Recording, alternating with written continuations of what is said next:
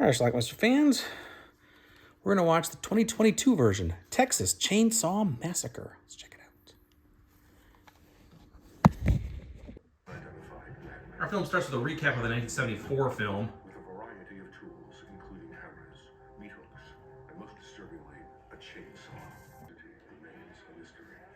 For the next hour, we'll take you on a journey into one of Texas's most famous unsolved murders. Coming through, so me and my dad. 4 people traveling through Texas, perhaps getting a little bit of hassle from the cops.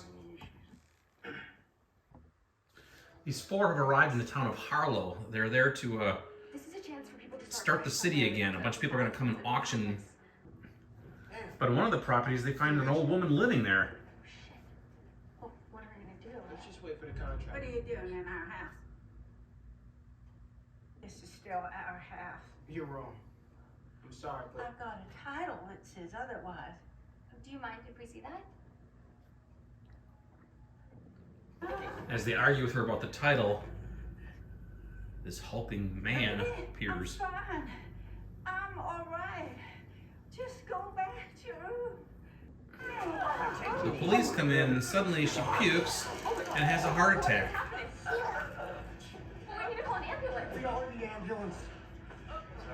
That's her son, the big guy we found in the house, and he's with her as she passes away on the way to the hospital.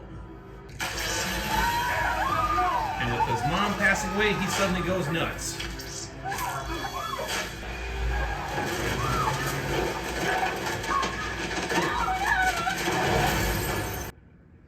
Back in town, Melody and Lila have met Richter, the local mechanic. They're sisters. Back in the van, the guy in the back has survived, and he's now cutting his mother's face off. Yeah, that's Leatherface. Chick in the van is still alive. But she plays dead when Leatherface shows up at the other side, and the cop driving is still alive too. Now he's not.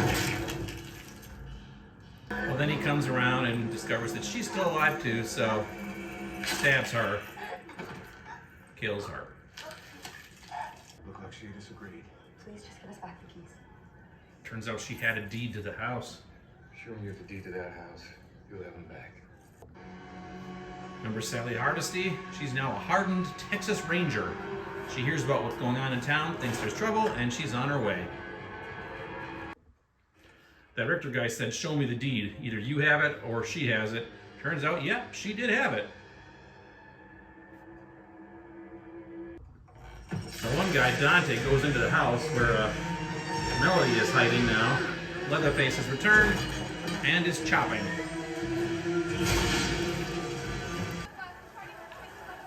The bus has arrived, all the people are going to buy these houses. It starts to rain, so they all hop on the bus. Meanwhile, Melody is in the house.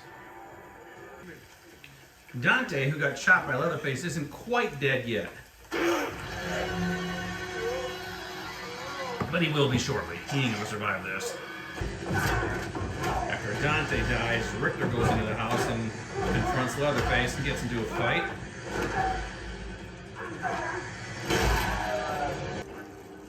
Leatherface knocks him down, kills him basically. He sees Melody hiding underneath the bed and then basically says, I got your keys.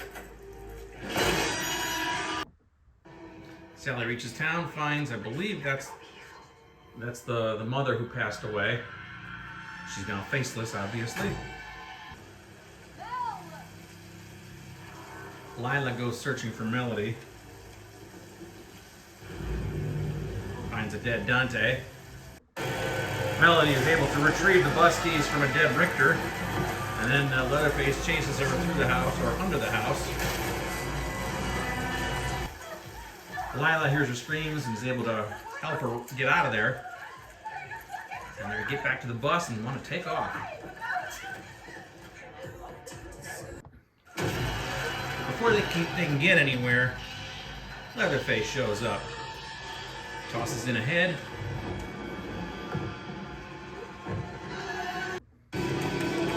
Everybody puts up their cell phones and live streams, not knowing what the hell this is. It's Leatherface. He makes quick work of everybody on the bus, with the exception of Lila and Melody, who are hiding in the bathroom. They're going to find a way out through a little portal on top. That he wants. You need to stay till I get him. Sally finds Lila and Melody, and basically locks them in her vehicle. Pamela, She confronts the beast. Jerry, and Frank.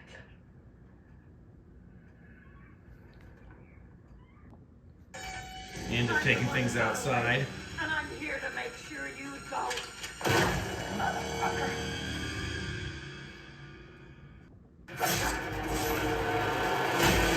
Leatherface finally gets Sally.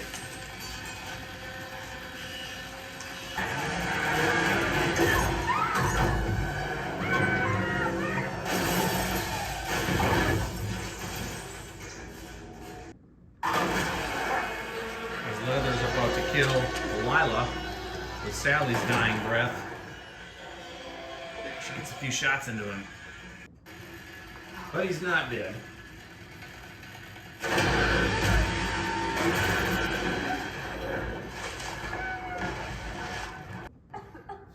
Lila gets out of the water. And of course he's still not dead.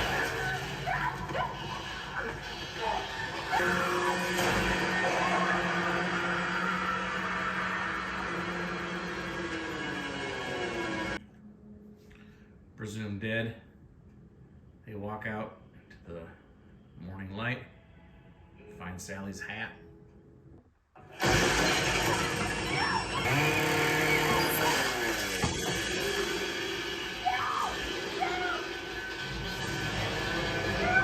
All right, let's talk about this movie, Texas Chainsaw Massacre. Not the Texas Chainsaw Massacre, but Texas Chainsaw Massacre. So not to be confused with the original 1974 version and the 2003 version, which had the word "the." This is a brand new standalone film, although it is kind of a sequel because the character Sally Hardesty is in it. Again, the timelines for these movies are all messed up, so who the hell knows what's going on? Let's just accept it for what it is. So this is a Netflix original film. It was supposed to be in the theaters, but it scored very poorly, so they gave it to Netflix, and that's where it came from.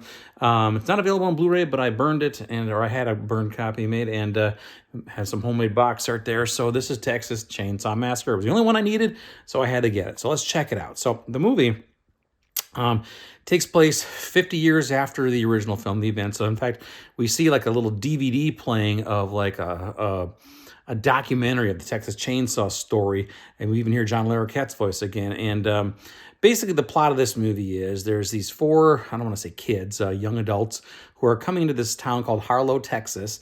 They're there to basically regentrify the community. It's like an abandoned ghost town practically. They're going to auction off some of the properties there to a bunch of people who are willing to buy them and basically start a new community there, just a new city.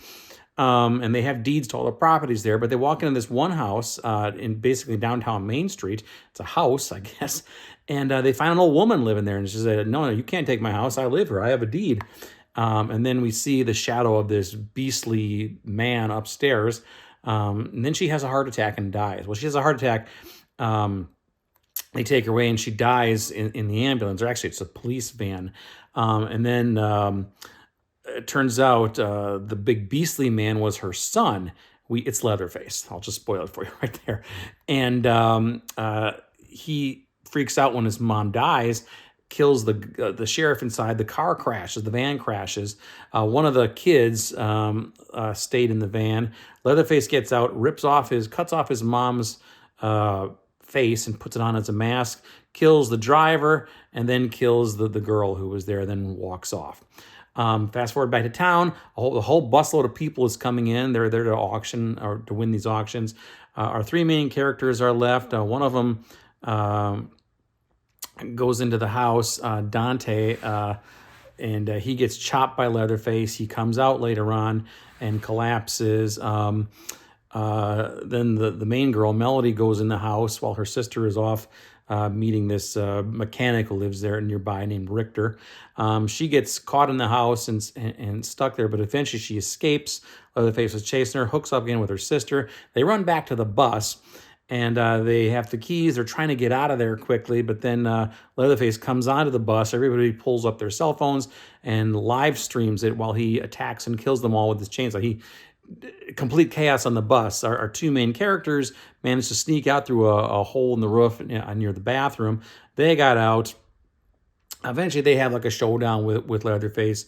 And then Sally Hardesty, who's now like this hardened Texas Ranger, comes for revenge. She hears what's going on and somehow shows up. And she's involved in this final fight too. Leatherface ends up killing Sally, although she gets a couple shots into him. Ultimately, we think they've killed Leatherface. He's fallen into this vat of some sort of water. I don't know what the hell it is. So our two main characters, Melody and her sister Lila, I think, are leaving in the car, and they're going down the street. And all of a sudden, Leatherface pops out of nowhere, smashes the car window, pulls Melody out, chops off her head with the chainsaw, while the car slowly drives away. And then the ending scene is him dancing around in the street with his chainsaw and the severed head. That's it, Texas Chainsaw Massacre. So there you go, The Face of Madness returns. So was this a decent movie? Well, not according to the Metacritics and the online stuff. It's got a very low score. To me, it's just a typical horror movie. I mean, it wasn't great, but it was okay. It was okay. And some of the gore was actually pretty good. That severed head scene was good. There's a lot of chainsaw chaos on that bus, which was pretty cool.